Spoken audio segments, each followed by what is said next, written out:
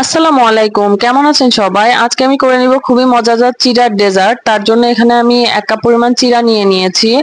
আর এদিকে চিড়াটা রেখে আমি চুলায় একটা ফ্রাই প্যান বসিয়ে দিলাম। দিয়ে এর মধ্যে আমি নিয়ে নিব প্রায় 3 কাপ পরিমাণ তরল দুধ। এখানে আপনারা তরল দুধের পরিবর্তে গুঁড়া দুধও নিয়ে নিতে পারেন। 1 কাপ গুঁড়া দুধের সাথে 3 কাপ পরিমাণ পানি মিশিয়ে নিবেন, তাহলেই এই রেসিপিটা খুব ইজিলি করে নিতে পারবেন। আমি এখানে আড়ং-এর তরল দুধটা নিয়েছি, 3 কাপ পরিমাণ দুধ নিয়ে নিলাম। নিয়ে দুধটাকে একটু ভালোভাবে নেড়ে চেড়ে বলক তুলে নিব। দুধটা যখন বলক উঠে যাবে তখন এর মধ্যে আমি দিয়ে দিব 1/4 কাপ পরিমাণ চিনি। আর আপনারা মিষ্টিটা আপনাদের চাহিদা মতো দিবেন, কম বেশি যা খান। আর এই তো দেখছেন 1/4 কাপ চিনি দিয়ে আমি আবার ওইটাকে খুব ভালোভাবে মিশিয়ে নিচ্ছি। মিশিয়ে নেওয়া হয়ে গেলে তারপরে এর মধ্যে দিয়ে দিব 1/2 কাপ কনডেন্স মিল্ক। আর কনডেন্স মিল্কটা অবশ্যই দেওয়ার চেষ্টা করবেন, তাহলে এটা টেস্টটা অনেক বেশি ভালো হয়। এই তো দেখছেন কনডেন্স মিল্কটা এর মধ্যে দিয়ে দিলাম। দিয়ে এটাকে খুব ভালো করে মিশিয়ে নিতে হবে যাতে কোনো প্রকার দলা না থাকে। এই তো দেখছেন কনডেন্স মিল্কটা দিয়ে আমি খুব ভালোভাবে মিশিয়ে নিচ্ছি। মিশিয়ে নিয়ে এটাকে আরেকটু জাল করে নিতে হবে 2-3 মিনিটের মতো। জাল করে নেওয়া হয়ে গেলে এই দুধ থেকে কিছুটা পরিমাণ দুধ তুলে নিয়ে একটুখানি ঠান্ডা করে এর মধ্যে 2 টেবিল চামচ পরিমাণ কাস্টার্ড পাউডার দিয়ে দিচ্ছি। কাস্টার্ড পাউডারটা দিয়ে তারপরে এটাকে খুব ভালোভাবে মিশিয়ে নিব।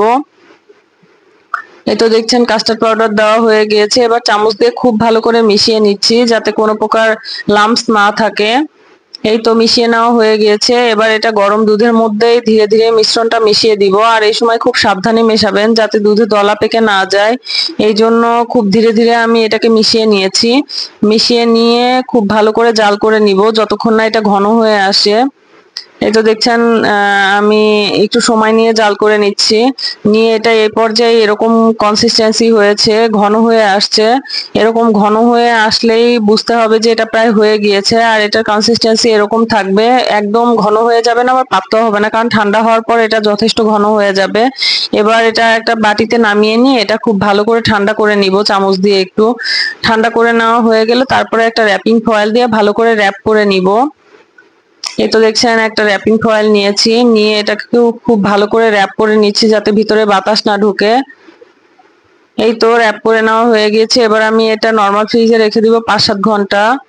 আর এদিকে চিড়াটা নিয়ে নিয়েছি, চিড়াটা নিয়ে চিড়ার মধ্যে পানি দিয়ে দিলাম। দিয়ে পানি পাল্টিয়ে 4-5 বার করে ধুয়ে নিব। ধুয়ে নিয়ে এই চিড়াটাকে আমি রেস্টে রেখে দিব প্রায় 10 থেকে 15 মিনিট, যাতে চিড়াটা ভিজে নরম হয়ে যায়। তারপরে চিড়াটাকে এরকম হাত দিয়ে চিপে চিপে পানিগুলো বের করে নিয়ে চিড়াটাকে নিয়ে নিব। আর এদিকে আমার যে কাস্টার্ডের মিশ্রণটা সেটা প্রায় ঠান্ডা হয়ে গিয়েছে। আর ঠান্ডা হয়ে গিয়ে দেখেন এটা কতটা ঘন হয়ে গিয়েছে। এই জন্য যখন রান্না করবেন তখন একদম ঘন করে ফেলবেন না, তাহলে আরো বেশি ঘন হয়ে যাবে। আর এখানে আমি নিয়েছি কিছু ফ্রুটস, আপেল, কলা আর আঙুর। এগুলোকে আমি ছোট ছোট পিস করে কেটে নিব। আর নিয়ে এবার এই যে দুধ কাস্টার্ডের মিশ্রণটা এর মধ্যে আমি প্রথমে দিয়ে দিব চিড়াটা, পুরো চিড়াটাই দিয়ে দিব। চিড়াটা দিয়ে দেওয়া হয়ে গেলে এর মধ্যে দিয়ে দিব আপেল। আপেলটাকে আমি ছোট ছোট এরকম পিস করে কুচি করে নিয়েছি। আর আপেল দেওয়া হয়ে গেলে এবার এর মধ্যে দিয়ে দিব কলা। কলাটাকেও ছোট ছোট পিস করে নেওয়া। আর এবার দিয়ে দিব হচ্ছে আঙুরটা। আঙুরটাকেও আমি মাঝখানে ছোট ছোট পিস করে কেটে নিয়েছি। আর এই কাটাটা আপনারা আপনাদের পছন্দ মতো যেমন তেমন শেপ করে কেটে নিবেন। আর এই তো দেখছেন সবকিছু আমি একসাথে মিশিয়ে দিয়েছি, দিয়ে খুব ভালো করে মিশিয়ে নিচ্ছি। এই চিড়ার ডেজার্টটা খেতে অসম্ভব মজা হয়, আপনারা বাসায় একবার বানিয়ে খেতে পারেন। আর এই তো দেখছেন সবকিছু একসাথে মিশিয়ে নিলাম।